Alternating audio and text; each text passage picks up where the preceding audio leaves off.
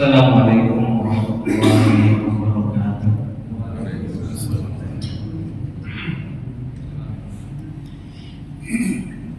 Alhamdulillah, salatu wassalamu ala rasulillah, la hawla wa la quwwata illa billah. Asyhadu an la ilaha illallah wahdahu la syarika lah, wa asyhadu anna Muhammadan abduhu wa rasuluh. Allahumma salli wa sallim wa barik ala Muhammadin wa ala alihi wa sahbihi wa sallam ajma'in. A'udzu billahi minasyaitonir rajim. Ya ayyuhalladzina amanu taqullaha haqqa tuqatih wa la tamutunna illa wa antum muslimun. Alhamdulillah, jemaah Allah senantiasa kita bersyukur kepada Allah Subhanahu wa taala. Semoga di setiap menit yang kita lalui dari nikmat yang Allah berikan pada kita sekalian mampu kemudian kita bersyukuri yang dengan sempurna dan sebagaimana harapan Allah Subhanahu wa taala untuk kita. Hari ini Allah berjumpakan kita di kesempatan yang baik di awal hari. Semoga setiap amal yang kita kerjakan di sepanjang malam tadi semuanya menjadi bagian terbaik yang dilaporkan oleh utusan Allah padanya di pagi ini, ketika nantinya pergantian malaikat itu untuk menjaga dan melindungi kita hamba-hamba Allah yang beriman kepadanya. Bersyukur pada Allah Subhanahu wa taala, Allah berikan kita kesehatan, Allah berikan kita kondisi yang aman, Allah berikan kita di antara nikmat yang kadang kita merupakan untuk bersyukur dengan kesempatan yang Allah berikan semuanya kepada kita sekalian. Tidak setiap orang yang beriman pada Allah yang hari ini sama-sama sehat kemudian sempat untuk berjamaah, karena mungkin ada hal-hal yang menjadikan penyebab bagian di antara ujian yang Allah mintakan dia untuk tetap bersabar dengan itu. Jamaah hadirin rahimakumullah, salawat dan salam kita aturkan pada Rasulullah SAW. Di antara kesyukuran yang lain yang besar bedanya dengan Allah, kita senantiasa mensyukuri hidayah yang Allah hadirkan yang tidak ada jalan lainnya kecuali itu dengan hadirnya Rasulullah SAW. Yang hari ini setiap kita semuanya yakin berada di barisan Rasulullah, artinya di belakang Nabi SAW. Yang harapan besar nanti kita betul-betul berada di barisan Rasulullah ketika nanti dijumpakan Allah dengan beliau. Tidak ada tempat yang terbaik dan tidak ada tempat yang lain ketika orang-orang beriman itu dijumpakan dengan Nabi SAW kecuali di surganya. Semoga setiap kita termasuk orang-orang yang berjumpa dengan Rasulullah di jalan Allah Subhanahu wa taala. Jemaah hadirin rahimakumullah, yang pertama kita saling mengingatkan dengan kalimat yang Allah sampaikan kepada kita sekalian, ya ayyuhalladzina amanu ittaqullah. Pesan pertama untuk kita agar senantiasa menjaga kepatuhan kita dan ketaatan kepada Allah Subhanahu wa taala, karena dengan itulah satu-satunya bentuk terakhir kita. Ketika orang itu taat kepada Allah Subhanahu wa taala, maka di kondisi apapun dia akan tetap berada di ridhonya, penjagaannya dan lain sebagainya. Jemaah hadirin rahimakumullah, kali ini sedikit kita berbicara hal yang mungkin perlu untuk kita hati-hati dalam kehidupan kita, karena setiap kita sudah paham apapun yang kita lakukan di dunia ini ketika niatnya untuk Allah, maka dia akan terkategori sebagai ibadah di antara yang baik-baik. Kita bekerja adalah bagian di antara ibadah, walaupun sepenuhnya mungkin kita lakukan nanti hasilnya adalah untuk persiapan dunia kita. Hari ini dari usia mungkin 20 tahun yang lalu kita bekerja mengumpulkan di antara hal-hal yang perlu dikumpulkan yang kita sebutkan kemudian dengan kebutuhan dunia, maka sungguh itu hanya persiapan untuk kita menghadapi dunia ini. Kita punya gaji mungkin hari ini, di antaranya sebagian besarnya untuk kehidupan kita hari ini, dan sebagian kecil atau mungkin ada yang membaginya 50% per 50%, atau dibagi dua, 50% untuk kehidupan dunia dan 50% penghasilan adalah untuk akhiratnya, maka itu adalah juga bekal. Jadi kedua kehidupan yang kita jumpai hari ini adalah sekaligus itu juga kita siapkan hari ini. Hari ini kita ingin hidup di kondisi yang enak, yang minimal tidak mengganggu orang lain, tidak memberatkan orang lain, maka itu diantara nikmat yang Allah berikan kepada kita sekalian. Kalaupun kita mengganggu dan minta bantuan orang lain, maka kehidupan itu normal saja. Tapi ada saatnya nanti kita tidak bisa lagi dibantu orang lain, maka itulah yang namanya kehidupan akhirat. Tidak ada lagi yang bantu kita. Sekitar kita masing-masing sibuk dengan dirinya sendiri, kecuali Rasulullah SAW. Beliau yang senantiasa siap untuk memberikan syafaat, yang itulah bantuan yang kita harapkan nanti, dan hanya satu orang itu yang akan bantu kita. Jamaah hadirin rahimakumullah, karena kita pahami usia kita hari ini dari tahun-tahun kemarin semakin bertambah angkanya, semakin melemah fisiknya, dan banyak tanda-tanda yang sudah Allah kirim pada kita sekalian. Di saat kita memasuki usia 40 tahun saja, secara normalnya biasanya Allah sudah kirim tanda. Kalau yang punya jenggot, biasanya jenggotnya sudah mulai ditemani dengan warna putih. Ini titik pertama Allah sampaikan. Maka kemudian kita berhati-hati sejak saat itu untuk lebih dari hati-hati. Kita sudah paham kita akan kembali pada Allah Subhanahu wa taala.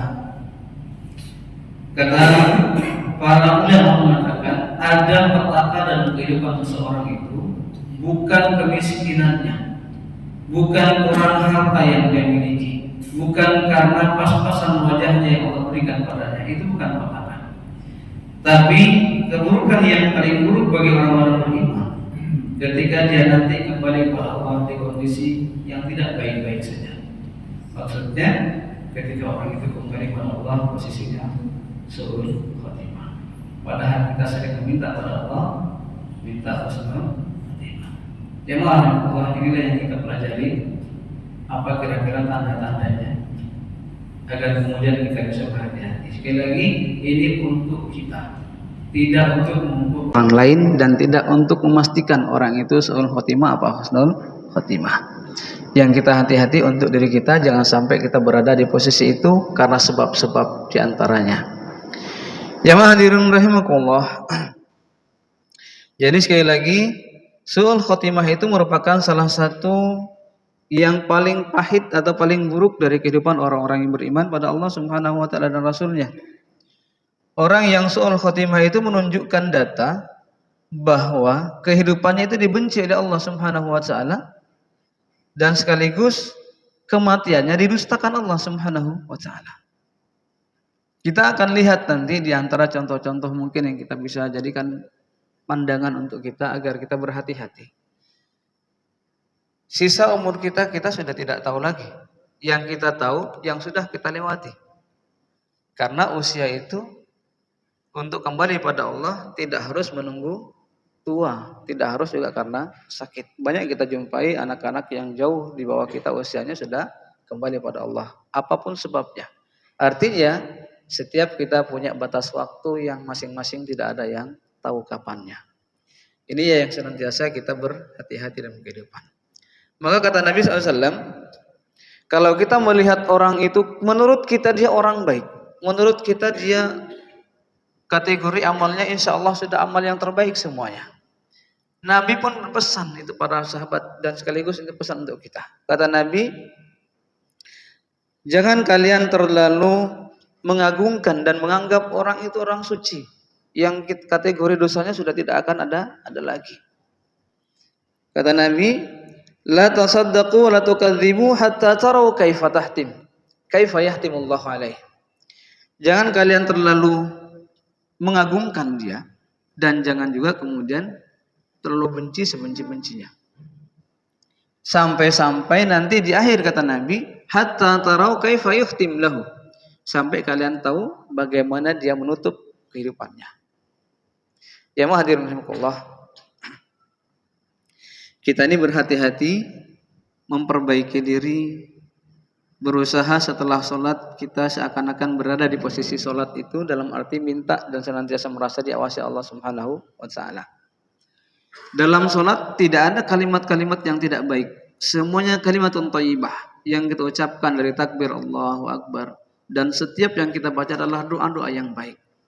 Ini menggambarkan bahwa sholat kita ini kita sedang baik-baik di hadapan Allah. Kita sedang mengucapkan yang baik-baik saja.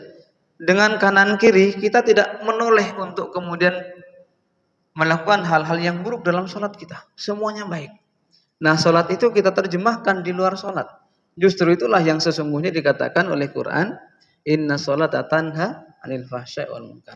Orang yang sholatnya benar, orang yang sholatnya baik, diterjemahkan dalam kehidupannya, maka dia akan mencegah dari perbuatan yang fahsya wal munkar, yang keji, yang sekaligus mengundang kemungkaran dan kemarahan Allah Subhanahu wa taala. Jamaah hadirin rahimakumullah. Jadi dalam kehidupan itu kita terjemahkan sholat kita. Benar nggak sholat kita ini telah membuat kita terhindar dari hal-hal yang buruk? Kalau orang hanya sekedar sholat, ketika sholat saja merasa diawasi Allah, sehingga doanya dan kalimatnya hanya baik-baik dalam sholat, maka sungguh sholat itu mungkin tidak terlalu banyak efeknya dalam kehidupan hari-harinya di luar waktu sholat. Jamaah rahimakumullah kembali. Jadi su'ul khotimah ini perlu kita hati-hati, jangan sampai nampak dalam kehidupan kita atau keluarga kita. Karena bisa jadi su'ul khotimah itu Allah tunjukkan. Kalau ada kita lihat orang yang meninggal di posisi apapun, kita akan bisa menilai. Semoga kita terhindar dari hal itu. Jamaah rahimakumullah. Sesungguhnya kematian itu bukan hanya terkait dengan terpisahnya ruh dan jasad saja, tidak. Tapi ada konsekuensi, ada berikutnya yang mesti kita jalani. Yang pertama, kita akan berada di barzah. Dan kita sudah dapat bocoran, di barzah itu ada pertanyaan-pertanyaan. Kalau kita lolos ketika di barzah, maka kebaikan yang lain kita akan dapati di masa akhirat. Tapi kalau di barzah saja pintu pertamanya kita sudah bermasalah di sana, maka kemudian ada hal yang lebih buruk, kemudian kita lewati masa-masa akhirat nantinya. Dan di barzah itu tidak sebentar, panjang, Pak. Cobalah kita lihat Nabi SAW kembali pada Allah di usia 63 tahun dahulu. Di tahun keberapa Hijriah? Sekarang sudah tahun 1447 Hijriah. Jamaah rahimakumullah, barzah itu panjang. Sementara persiapannya kadang tidak sampai 70, kadang tidak sampai 60 bahkan.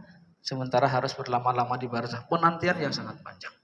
Jadi mari kita perbaiki posisi kita sejak saat kita dalam kehidupan dunia. Jamaah rahimakumullah, sungguh yang paling ditakutkan dan sangat pantas untuk ditakutkan oleh orang-orang beriman kalau kemudian dia memutus antara nikmatnya dunia atau berpisahnya kita dengan kehidupan dunia, kalau kita mengakhirinya dengan sesuatu yang kurang baik, disebut dengan su'ul khotimah. Jamaah rahimakumullah, sering kita berdoa pada Allah Subhanahu wa taala, Allahumma inna na'udzubika minal kufri wal faqri. Ya Allah, jauhkan aku dari kekufuran dan kefakiran. Tapi jarang orang berdoa Allahumma inna na'udzubika min su'il khotimah. Tidak ada orang berdoa minta dijauhkan dari su'il khotimah. Yang ada Allahumma inna nas'aluka husnul khotimah. Mungkin itulah bagian di antara gambaran yang positif yang kita minta, ya Allah aku minta husnul khotimah. Tapi tidak minta dilindungi, dijauhkan dari su'ul khotimah. Jamaah rahimakumullah, ini kita akan lihat di antara sebab-sebabnya. Yang pertama, orang yang akan mendapati dan menutup kehidupan dunianya itu kembali pada Allah dengan su'ul khotimah, di antara sebabnya adalah kesyirikan yang mungkin masih ada, yang belum dilepas dan tidak bertaubat dengan itu kemudian meninggalkan dunia. Syirik ini di antara syirik yang juga Nabi khawatirkan dalam diri kita, yang tidak mengakibatkan sepenuhnya jadi orang yang su'ul khotimah, adalah syirik asghar. Itu pun Nabi khawatir. Aku mengkhawatirkan dari kalian kalau terjadi di antara kalian asyirkul asghar. Apa tuh syirik kecil ya Rasulullah? Ar-riya. Ketika ibadah ingin dilihat orang, ketika beramal ingin disaksikan orang. Ini diantara riya. Itu pun Nabi khawatir jangan sampai itu ada. Apalagi asyirkul akbar. Jangan sampai syirik besar. Yang kemudian syirik besar kita pahamlah syirik itu.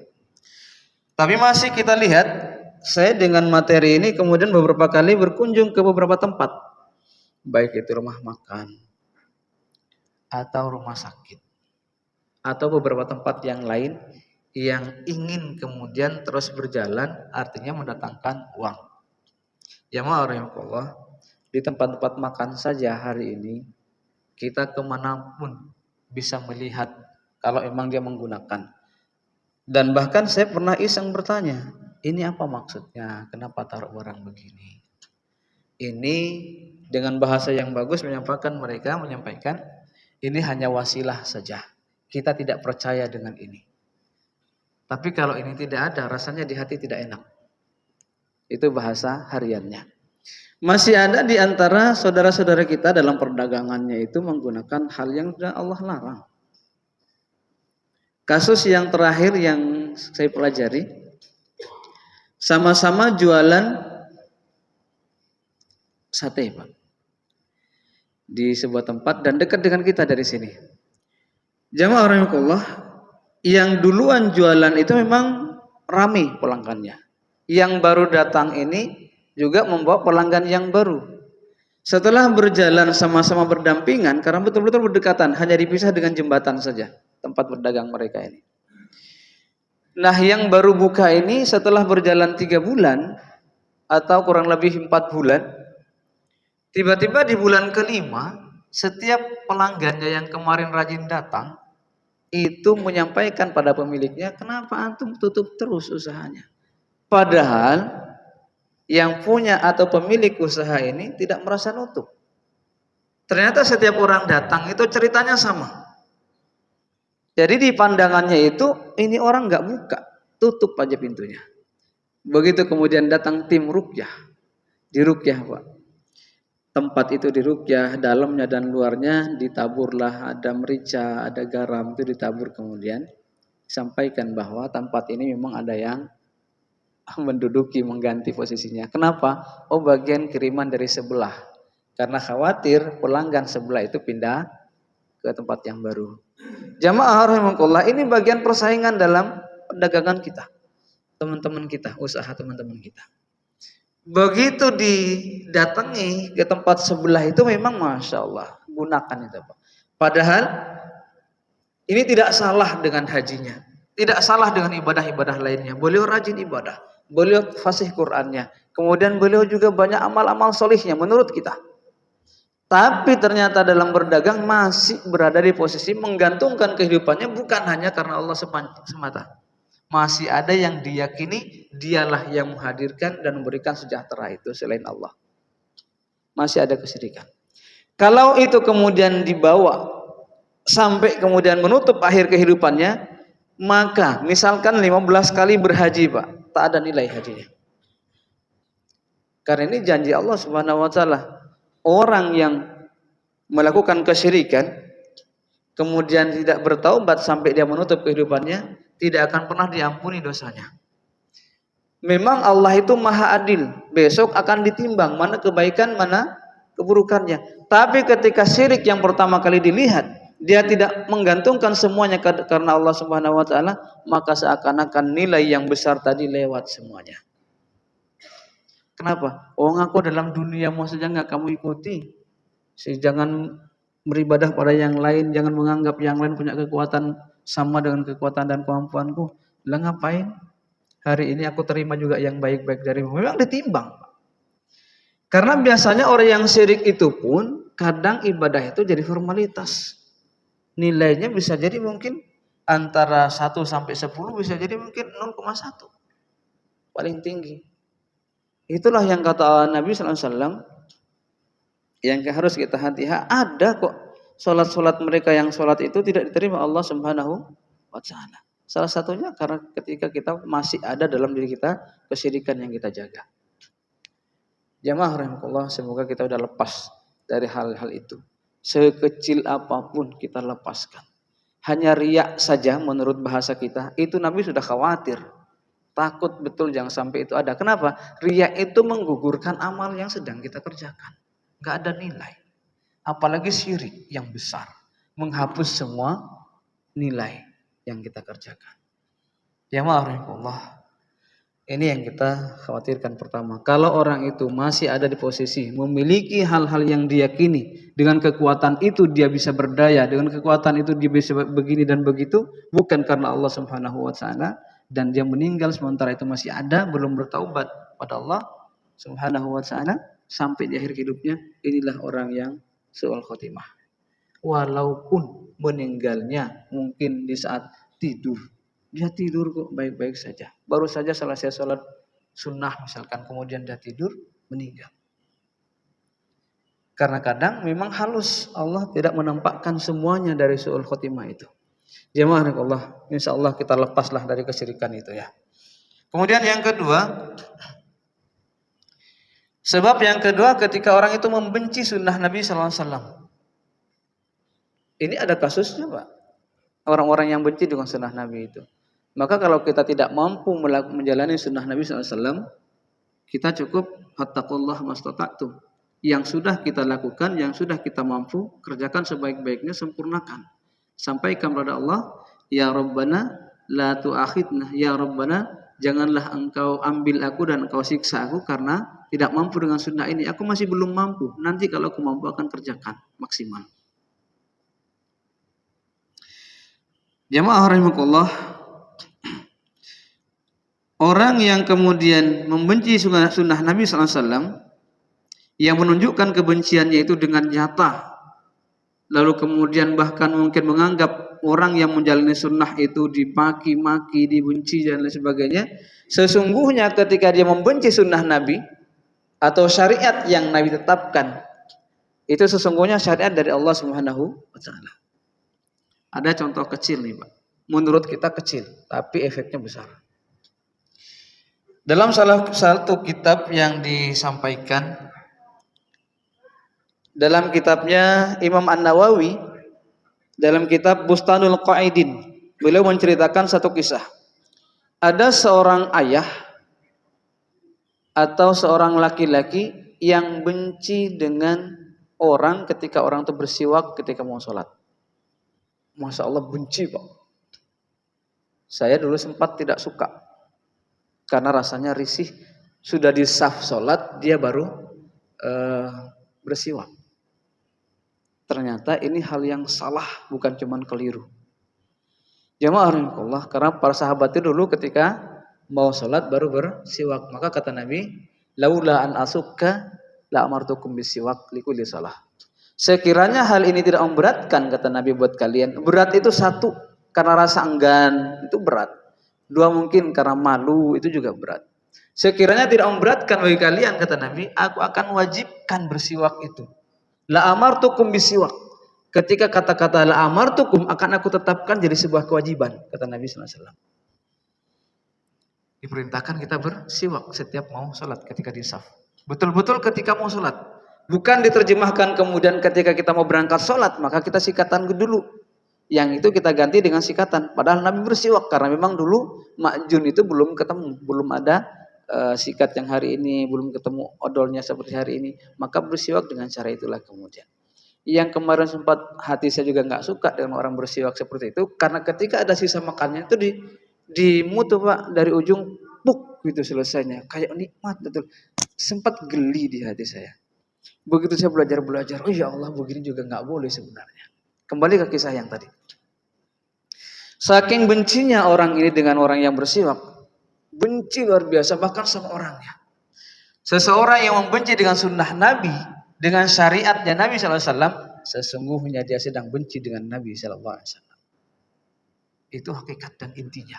Kalau benci dengan Nabi, berarti dia juga benci dengan Allah Subhanahu wa taala. Hakikatnya.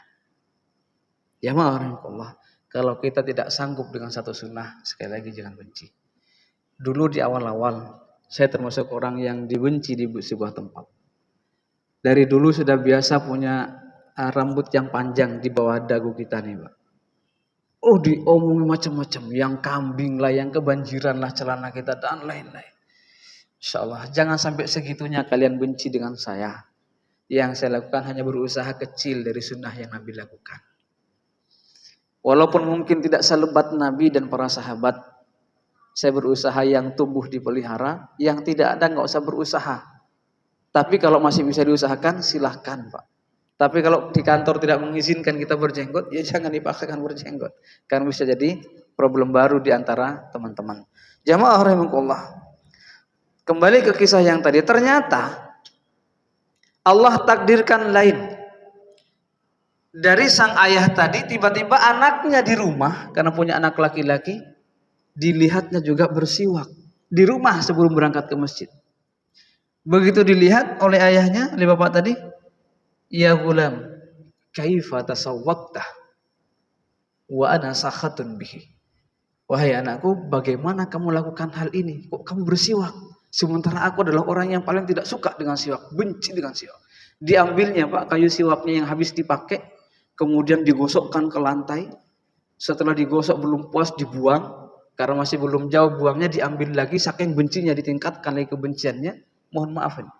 Dimasukkanlah kemudian kayu siwak itu ke duburnya. Saking bencinya dengan siwak itu. Allah tidak diam. Karena sesungguhnya dia sedang benci dengan Allah dan Rasulnya ketika syariat itu ada. Jamaah rahimakumullah, sekali lagi sedikit sebelum berakhir kisahnya. Syariat ini, syariat yang Nabi tetapkan, yang Nabi jalani, yang Nabi sunnahkan untuk kita sekalian, itu semuanya tidak perlu persetujuan kita umatnya. Ada enggak di Quran itu? Ada enggak di hadis Nabi ketika Nabi tetapkan? Ketika Nabi melakukan sesuatu atas perintah Allah, masih nunggu polling dari sahabatnya. Kamu sepakat enggak kalau aku begini? Enggak ada. Yang ada di Quran itu di surah Al-Ahzab ayat yang ke-36. Kata Allah Subhanahu wa taala, ketika Allah dan Rasulnya menetapkan satu urusan atau perintah itu wajib dan sunnahnya, wa ma kana lil mu'minin wa la mu'minatin idza qadallahu amran ay yakuna lahumul khiyarah min amrihim. Kalau sudah ada ketetapan dari Allah dan Rasulnya, bagi orang mukmin itu enggak layak untuk mencari-cari alasan tidak memilih itu. Di awal-awal kita baca surah Al-Baqarah, udkhulu fis silmi kaffah. Semampu kita kafah dalam setiap ibadah yang kita kerjakan, perbaiki sebaik-baiknya. Di antara sunnah itu adalah ibadah yang Nabi tunjuk kepada kita sekalian. Jamaah rahimakumullah. Jadi kalau kita tidak sanggup dengan satu sunnah, jangan benci. Allah hadirkan kemudian kembali pada kisah tadi. Allah hadirkan setelah orang itu memasukkan siwak itu kemudian ke dalam tuburnya, Allah kirim teguran. Allah bengkakkan tangannya. Harapannya segera bertaubat. Ternyata tidak. Oh ini hanya biasa sajalah bengkak. Sampailah kemudian bengkak itu menjalar. Bahkan di akhir kisah sampai dari situlah kemudian dia menutup akhir kehidupannya. Meninggal di posisi membawa kebencian satu dari sunnah Nabi SAW. Ini sudah tanda Pak su'ul khotimah. Jadi kita kalau tidak sanggup dengan satu sunnah tak perlu benci. Tadi diulangi, fattaqullah mastata'tum, taatlah pada Allah, apa yang kita mampu kerjakan perbaiki sebaik-baiknya.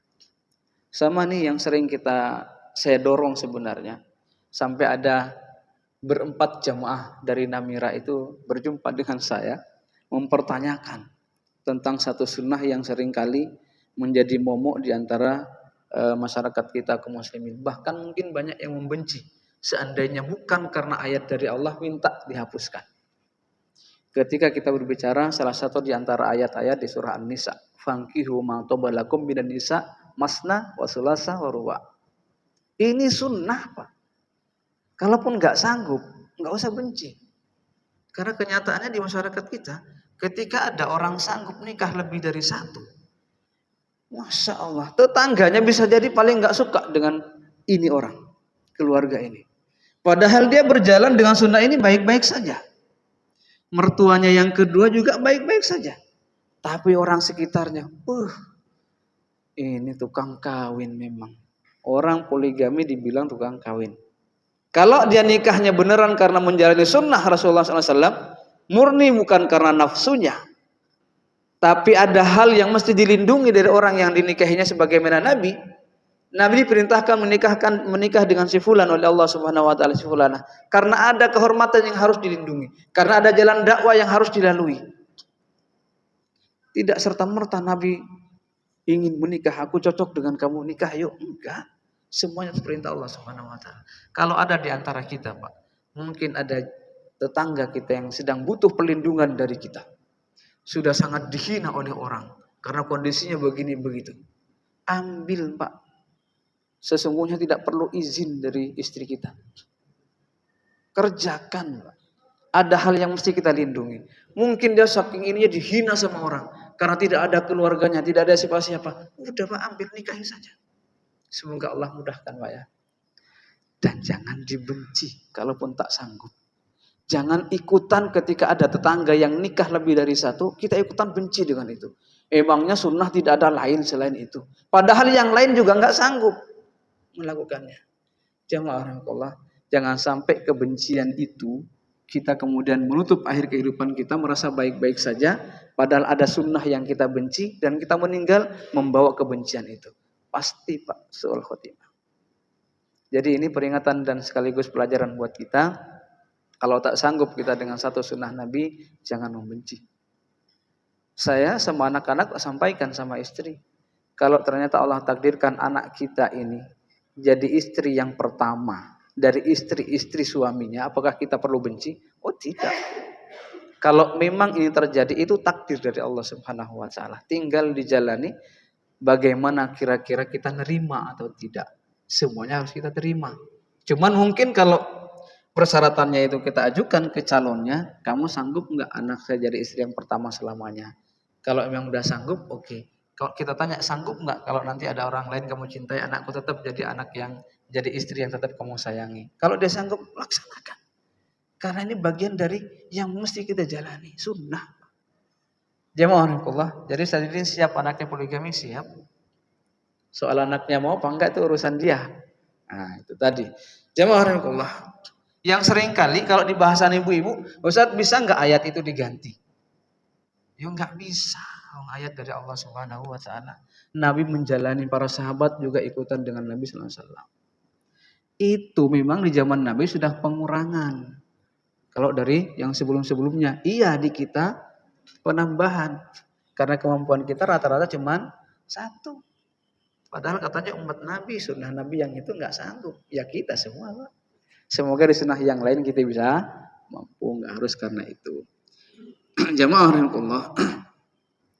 Dan yang paling mengejutkan dari kita, kebanyakan kita itu mencontoh sunnah Nabi, menikah itu kan sunnah Nabi. Bahkan orang yang tidak mau menikah kata Nabi, laisa minna. Hanya ibadah saja enggak mau menikah, enggak hidup yang lainnya bukan golonganku kata Nabi. Karena aku juga berjuang, aku juga bermaisah, aku juga menikah.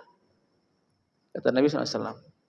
Jamaah orang yang tidak nikah bahkan dengan sengaja tidak menikah, itu bukan bagian dari golonganku kata Nabi SAW. Jamaah hadirin rahimakumullah. Jadi yang pertama, yang kedua ini jangan sampai kita benci dengan sunnah Nabi.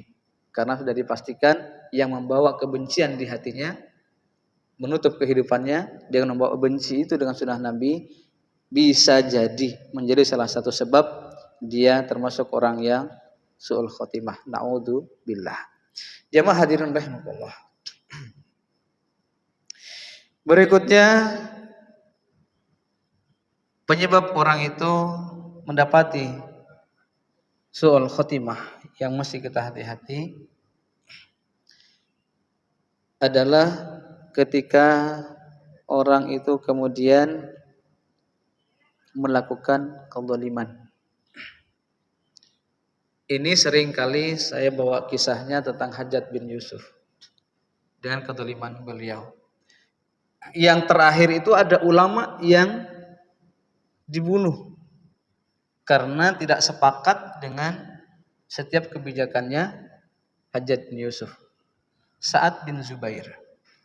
Sa'ad bin Zubair itu ketika sudah ditetapkan beliau termasuk di antara orang yang harus dieksekusi seorang ulama yang harus dibunuh oleh Hajjaj bin Yusuf karena menolak kebijakannya, maka beliau berdoa, "Ya Allah, cukupkan kedoliman Hajjaj bin Yusuf ini hanya sampai diriku saja. Setelahku jangan pernah terjadi lagi." Jamaah hadirin rahimakumullah, dan itu terbukti. Begitu beliau sudah di posisi akan dieksekusi, maka minta izin satu. Sebelum kalian lakukan tugas kalian kepada orang-orang yang ditugasi oleh Hajjaj bin Yusuf untuk membunuh beliau, beliau berdoa seperti tadi, "Ya Allah, cukupkan kejahatan dan kedolimannya Hajjaj bin Yusuf ini hanya sampai pada diriku saja, dan sesudahnya jangan pernah ada lagi." Artinya Allah akan diharapkan memberikan pelajaran pada Hajjaj bin Yusuf, dan dia tidak akan mampu lagi melakukan keburukan sesudahnya karena dia juga kembali pada Allah Subhanahu wa taala.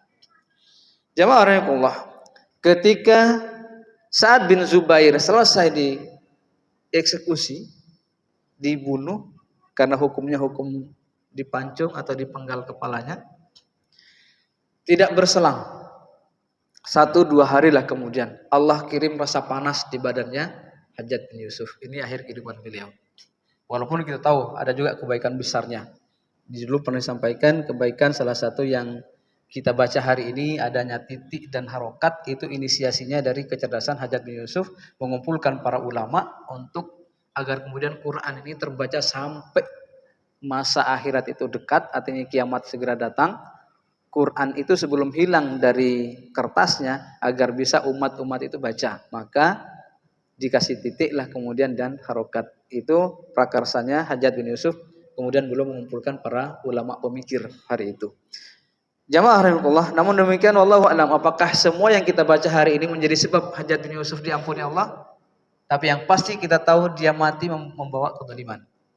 Jamaah rahimakumullah, setelah Sa'ad bin Zubair itu kemudian menutup kehidupannya dengan cara yang seperti itu diperlakukan, kemudian selang 2 atau 3 hari dari itu Allah kirim teguran, dipanaskan seluruh tubuhnya. Itu hanya 15 hari saja. Di antara hari-hari yang dilalui itu teriak-teriak tidak sanggup dengan panasnya. Sampai-sampai orang di sekitarnya, dokternya sekalipun, orang di sekitarnya yang tidak nempel dengan tubuhnya nggak sanggup dengan panasnya Hajjaj bin Yusuf tubuhnya. Allah kirim yang demikian. Jemaah rahimakumullah, sampai-sampai dokternya itu, karena Hajjaj bin Yusuf sudah tidak bisa berbuat apa-apa, dalam satu riwayat dikisahkan, dokternya memasukkan daging mentah ke tenggorokannya, begitu dicabut daging itu matang bahkan habis sebagian. Saking panasnya tubuhnya Hajjaj bin Yusuf. Ini menutup kehidupan dengan posisi yang seperti ini, dolim. Maka kita hati-hati, jangan ada yang kemudian mendolimi satu sama lain. Jamaah rahimakumullah, kedoliman itu seringkali kita tidak merasa, kalau tidak sengaja itu masih wajar. Tapi ketika kita tidak merasa berbuat dolim karena sistem, alasan sistem, nah ini yang mesti kita hati-hati. Banyak sudah dari contoh-contoh ke belakang ini, saya sengaja jalan-jalan ke beberapa tempat yang kemungkinan akan terjadi pendoliman-pendoliman di sana, masya Allah, luar biasa Pak. Tidak membicarakan orang sebenarnya, tapi ini di antara contoh-contoh yang bisa kita lihat, yang kita agar berhati-hati dari sana. Jamaah rahimakumullah, terkait dengan meninggalnya Hajjaj bin Yusuf tadi, Sa'ad bin Zubair bagian dari wali Allah yang Allah kirimkan menjadi perwakilan setelah Rasulullah SAW, setelah para nabi, untuk menyampaikan dan menguatkan kalimat-kalimat Allah di muka bumi. Maka dialah yang kita kategorikan sebagai wali Allah Subhanahu wa taala. Kata Nabi dalam hadis qudsinya, ketika ada orang berbuat buruk pada wali-wali Allah, maka disampaikan oleh beliau, "Man adani waliyan faqad adantuhu bil harb." Siapa yang melukai dan menyakiti waliku, kata Allah, maka dia segera akan berhadapan denganku karena dia sengaja mengajak perang denganku. Maka diperangi oleh Allah Subhanahu wa taala. Jamaah hadirin rahimakumullah, inilah yang kita hati-hati. Jangan sampai kemudian kita ternyata dolim pada orang yang ada di sekitar kita. Kalau kita jadi pemimpin, berhati-hati dengan kepemimpinan kita. Jangan sampai ada kedoliman yang itu jadi sebab ternyata amal yang kita bangun sepanjang usia kita tidak bernilai di hadapan Allah karena satu kedoliman. Ini yang ketiga. Jadi mudah saja kita ingat, jangan kita di posisi syirik sekecil apapun. Jangan kemudian kita yang kedua tadi membenci sunnah Nabi SAW. Jangan sampai itu kita bawa. Kita dulu pakai baju-baju begini, Pak, baju panjang-panjang begini juga dihina sama orang. Sebelum kemudian sekarang sudah mulai merata orang menggunakannya. Disebutlah kita menyerupai perempuan. Disebutlah kita pekerja-pekerja karena kebiasaannya orang-orang baik di pelabuhan maupun di bandara, kalau di Jeddah dan sekitarnya itu kan orang sana kerjanya pakai baju begini juga. Kita dibilang oh dia pekerja-pekerja di sana, itu kan baju kerja, kenapa dipakai sholat? Karena Nabi juga pakai sholat dengan baju yang kita contoh seperti ini, hanya kita bedanya kita nggak pakai imamah. Kalau mau nyunah mungkin nanti semuanya pakai imamah, pakai serban. Itu bagian di antara sunnah yang kita mesti kita tiru kalau punya kemampuan untuk itu. Tapi karena hari ini masih belum umum di kalangan kita, mungkin kita masih enggan juga dengan itu. Tapi untuk baju, karena sudah menjadi sesuatu yang umum, akhirnya kita ringan juga. Jamaah rahimakumullah. Jadi yang kedua tadi, jangan pernah membenci sunnah Nabi SAW. Dan yang ketiga, jangan berbuat zalim pada siapapun. Kedzaliman kita itu sering terjadi, Pak, di rumah tangga.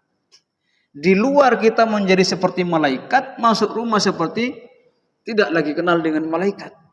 Orang yang paling sering mendapatkan kedzaliman kita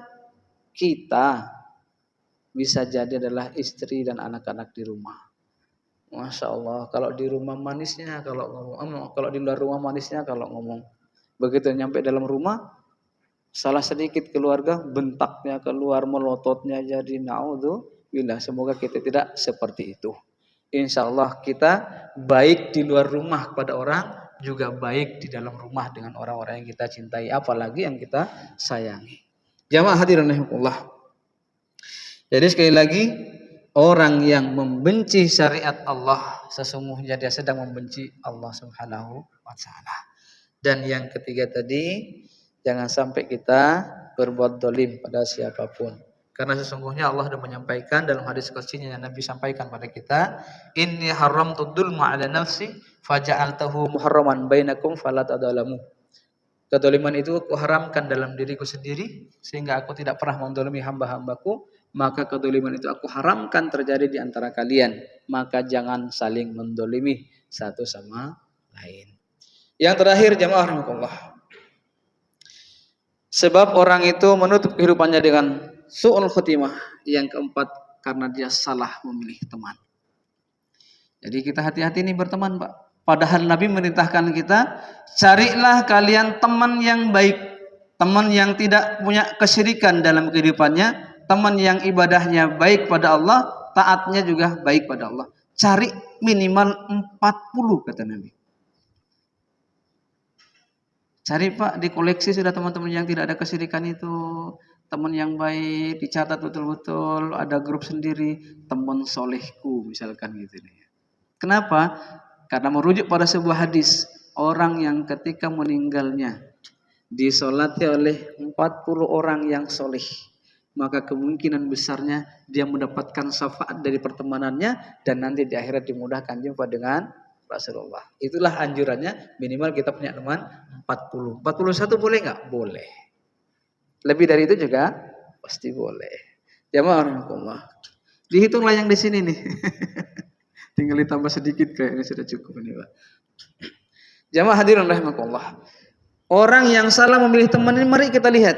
Mulai dari para sahabat Nabi, terutama yang kita jadikan patokan sahabat Nabi SAW. Dulu pernah disampaikan di tempat yang sama di sini. Ketika Abu Hurairah itu mendapati satu hadis Nabi SAW. Karena beliau sejak itu sudah mulai gabung. Walaupun belakangan Abu Hurairah gabung dengan sahabatnya Nabi. Karena belakangan berislamnya. Ketika mendengar satu hadis Nabi SAW. Langsung ketika itu beliau bersepuluh orang di hadapan Nabi. Kata Nabi SAW. Di antara kalian yang bersepuluh saat ini. Satu saat nanti ada yang gigi gerahamnya lebih besar daripada gunung Uhud. Saya kemarin sempat berkunjung ke gunung Uhud, ternyata memang besar luar biasa. Jabal Rumatnya aja sudah gede, itu tempat melempar anak panah itu. Apalagi dengan Uhudnya, Masya Allah, segede gitu. Kata Nabi, ini artinya kiasannya Nabi SAW, orang ini akan meninggalkan syariat ini. Setelah dipelajari terus dari yang 10 tadi meninggal, di posisi yang baik semuanya, sampai tinggal 2 orang. Abu Hurairah dengan Ar-Rijal Al-Unfuah. Di masa khalifah dilewati sampai Abu Bakar dilewati khalifahnya, ketika Nabi tidak ada, kemudian sampai di masa khalifah Abu Bakar, Ar-Rijal Al-Unfuah ini izin, ya Abu Bakar, ya Khalifatul Rasul, aku izin dengan seorang diri, aku akan selesaikan Musailamah Al-Kadzdzab. Kalau kita rame-rame mungkin mereka siap. Kalau saya sendiri tiba-tiba nyusup masuk, saya habisi mereka. Beliau. Ternyata Pak, apa yang terjadi? Justru ketika diizinkan karena niatnya ini baik, Masya Allah, ketika terjadi berhadapan perang antara Khalifah Abu Bakar dengan pasukannya Musailamah Al-Kadzdzab, di sebelah kanannya Musailamah Al-Kadzdzab dengan kuda yang sama, berdiri duduk tegap dengan kudanya adalah Ar-Rijal Al-Unfuah. Orang yang sholatnya dengan Nabi, hafalannya dengan Nabi, dibimbing oleh Nabi SAW. Itulah yang kata Abu Hurairah, aku khawatir ketika tinggal 2 saja, jangan-jangan dirikuin. Maka kata beliau, aku dalamkan sujud kepada Allah. Aku panjatkan doa sedalam-dalamnya sebanyak-banyaknya. Ya Allah, masa saya sih? Masa Rijal Al-Unfuah, tapi yang siapa lagi di antara yang 2 ini?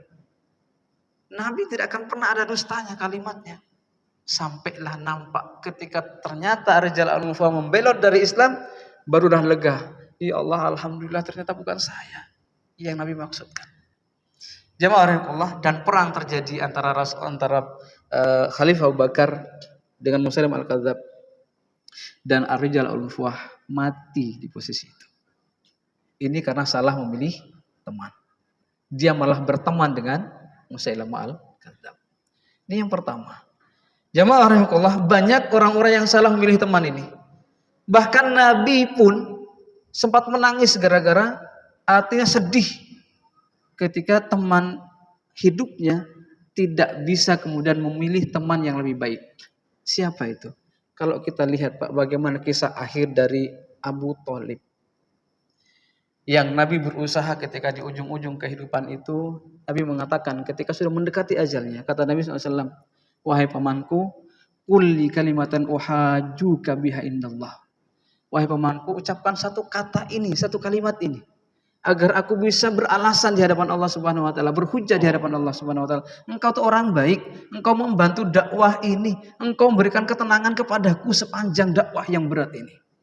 Ucapkan la ilaha illallah wa anna Muhammadar Rasulullah, atau satu kalimat saja, la ilaha illallah. Aku nanti akan membelamu di hadapan Allah Subhanahu wa taala. Walaupun kamu sepanjang hidupmu tidak sholat, tidak puasa, tidak ikut dengan lain-lainnya, tapi engkau sudah membentengi dakwah ini dari awal. Apa yang dilakukan Pak? Karena di sebelah kirinya ada Al-Mughirah, Walid bin Mughirah. Kemudian ada juga Abu Jahal.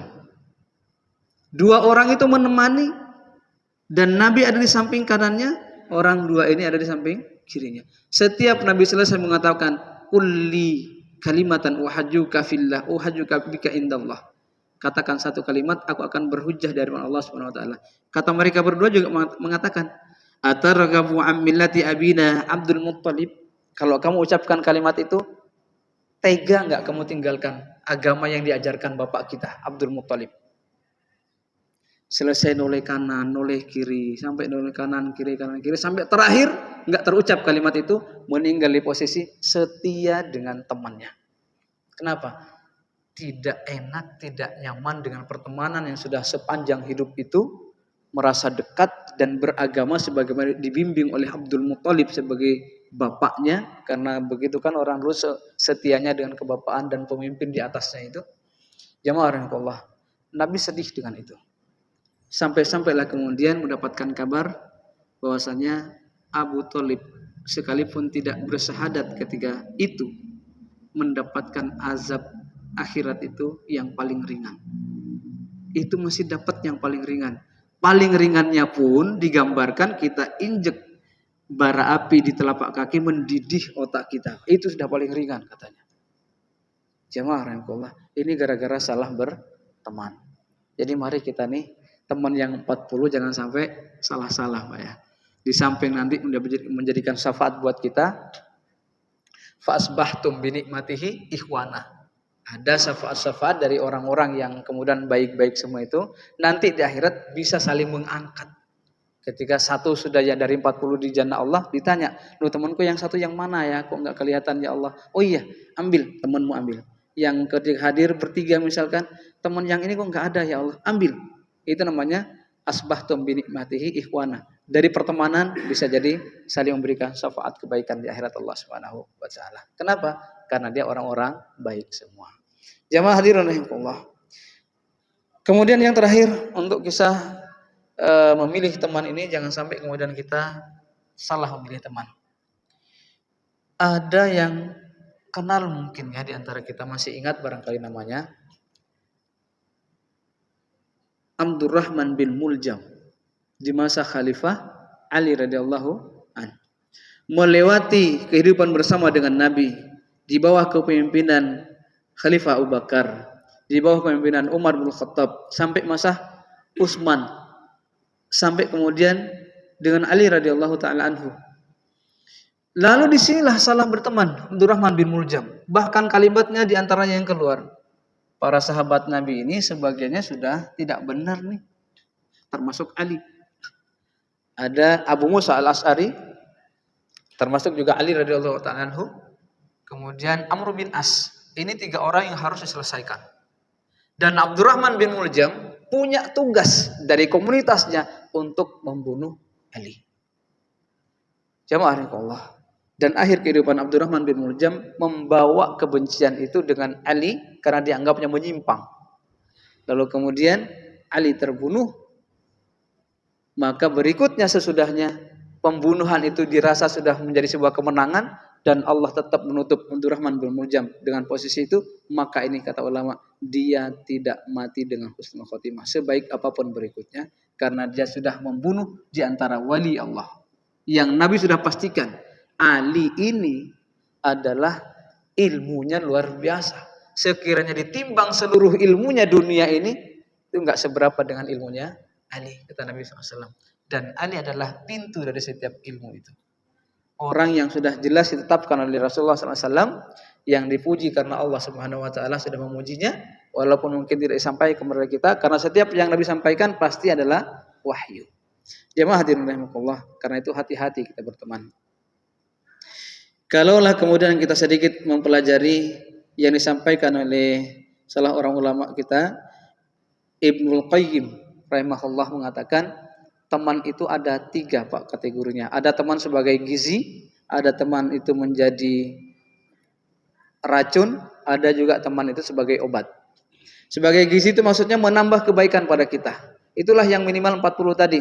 Kalau kita keliru diingatkan, kalau kita lupa diingatkan, kalau kita lalai diingatkan. Ini menjadi teman yang bergizi, menambah kebaikan pada kita. Kita lupa berjamaah mungkin karena sibuk. Diingatkan, kamu kok nggak datang jamaah sih? Kita nggak enak loh rasanya. Ketaatan kita itu kalau terkurang begini, lama-lama kita meninggalkan ketaatan. Itu diingatkan kita Pak. Ini namanya gizi. Ada teman sebagai obat, artinya penyejuk kita. Misal kita jalan dari sini ke arah Manggar, tiba-tiba perjalanan mogok nih kendaraan kita. Oh ingat kita di timur ada teman kita nih, telepon karena dia punya kemampuan mekanik misal. Ini namanya teman. Mas, kendaraanku mogok nih, bisa nggak dibantu di jalan ini? Oh sebentar, dia datang, dibaiki. Ini namanya teman, menjadi solusi buat kita. Ini obat. Obat itu kan solusi untuk kesehatan kita. Ini kata Ibnul Qayyim. Ada yang jadi racun. Ini yang mesti kita hati-hati, kita tinggalkan kalau perlu. Ketaatan kita bangun, tiba-tiba dia datang. Kita berangkat sholat subuh nih misalkan, dia datang. Ayolah, ini hari mancing paling enak nih. Udara nggak banyak nih di pagi begini, kita mancing yuk. Sholat di sana aja bisa kok. Sambil jalan kemudian kita ngikut misalkan, ternyata nyampe ke yang tempat yang dituju, sudah sambil perjalanan sudah masuk waktu subuh misalkan kalau subuh tadi, ntar subuhnya kita di sana kan bisa jamaah kita berdua. Ternyata begitu nyampe sana ditakdirkan kondisinya baik, langsung mancing. pasang dulu, pancing lah. Nanti selesai pasang kita sholat. Sampai begitu sudah selesai pasang, ada pasang 5 mungkin atau 3 barangkali, ternyata di ikan dapat terus, sudah lewat sholatnya Pak. Ini contohnya teman yang jadi racun. Sebaiknya kita tinggalkan yang begini. Sebaiknya kita menjadi obat buat dia, sekaligus juga menjadi gizi buat dia. Kalau mau mancing, yuk kita tuntaskan dulu ibadah. Subuh sebentar lagi, habis subuh kita mancing. Gak usah ikut pikiran panjang, coba istighfar 3 kali, yuk kita pergi. Minimal begitu misalkan jemaah. Jemaah hadirin rahimakumullah, ini barangkali sedikit pelajaran kita. Kita hati-hati. 1, tidak berbuat syirik sekecil apapun. Yang termasuk syirkul akbar, yang mempersekutukan Allah, menganggap punya kemampuan seperti Allah. Yang kedua, jangan benci sunnah Nabi. Dan yang ketiga, tinggalkan sejauh-jauhnya kezaliman. Dan yang terakhir, jangan salah memilih teman. Karena banyak kisah-kisah orang-orang yang salah memilih teman berakhir dengan kondisi itu. Ini sudah su'ul khotimah. Semoga setiap kita Allah takdirkan semuanya husnul khotimah. Baik, ini jamaah sekalian, barangkali ada yang ditambahkan. Kalau untuk diskusi mencari pembenaran, kita bukan tempatnya. Insya Allah kita sudah tahu yang benar. Silakan Pak, barangkali ada yang ditambahkan pengalaman sebelumnya, atau mungkin bisa diskusi bareng-bareng dengan teman-teman. Ada? Ada satu di pojok.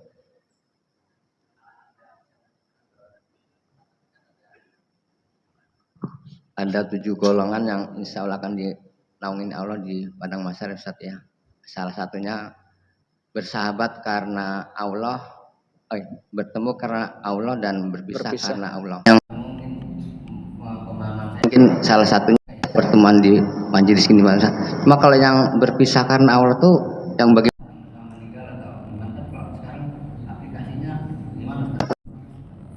Baik, ada 7 golongan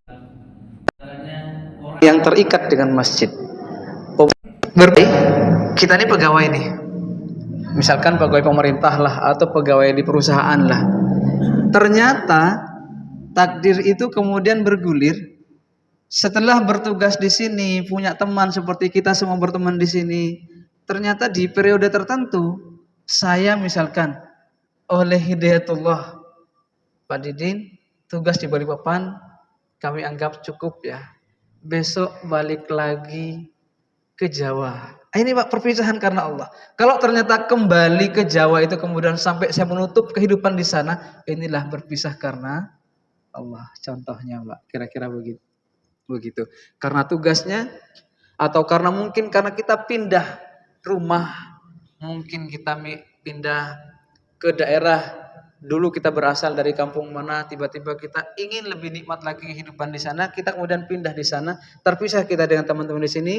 Karena Allahnya itu di mana? Kita meninggalkan tempat itu bukan karena keburukan yang terjadi, bukan karena kita melakukan keburukan di sini sehingga dibenci orang, kemudian kita sengaja memisahkan diri, karena memang betul-betul kita ingin hidup di desa tempat kita dulu, ingin menjaga tanah-tanah yang ditinggalkan oleh keluarga. Nah, ini niatnya niat baik. Setiap niat baik itu namanya kita sebut dengan karena Allah. Apalagi kalau karena perpisahan di ma'rokah, di perjuangan, kita kemudian salah satunya meninggal, ini jelas berpisah karena Allah. Kira-kira begitu Pak gambarannya.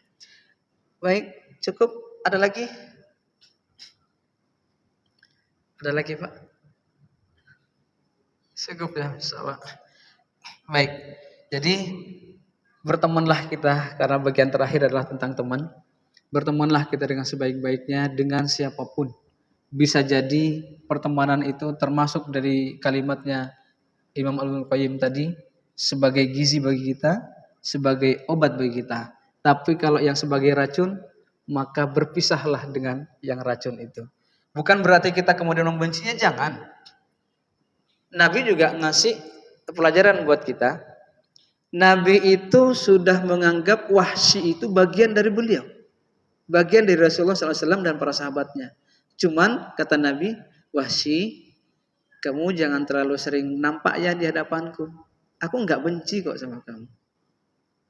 Tapi setiap melihat engkau, aku teringat dengan Hamzah pamanku. Boleh Pak, misalkan kita pernah tidak suka dengan orang, tapi sekarang kita udah hapus rasa benci itu, tapi tetap sebisa mungkin tidak lihat orang itu agar tidak timbul yang dulu. Seperti Nabi pada Wahsy itu. Maka para sahabat menyampaikan pada Wahsy, sebaiknya Wahsy kalau mau ketemu Nabi sekedarnya ya. Kalau perlu, kalau ada yang tanyakan bersurat saja. Karena sampai saat ini Nabi tidak membencimu, tidak marah denganmu, tapi Nabi setiap melihat engkau, rasa sakitnya yang dulu ketika di Uhud itu muncul lagi. Jemaah rahimakumullah, kalau di Uhud itu kan tahun berapa kemarin itu sempat kebanjiran kuburan Uhud itu, sampai kemudian darah-darah segar itu mengalir ke wilayah pemukiman. Dikira darah dari mana, begitu telusuri ternyata darah dari kuburan itu. Darahnya masih segar, padahal udah berapa tahun yang lalu meninggal orangnya. Darah syuhada itu masih segar. Jemaah Allah, semoga kita mampu menseleksi mana teman yang jadi obat buat kita, mana teman yang betul-betul gizi buat kita. Semoga yang sudah kumpul di sini dan di wilayah ini khususnya semuanya adalah teman sekaligus sahabat yang jadi gizi buat kita. Satu sama lain saling mengingatkan untuk kebaikan, satu sama lain saling mencegah agar tidak terjadi keburukan.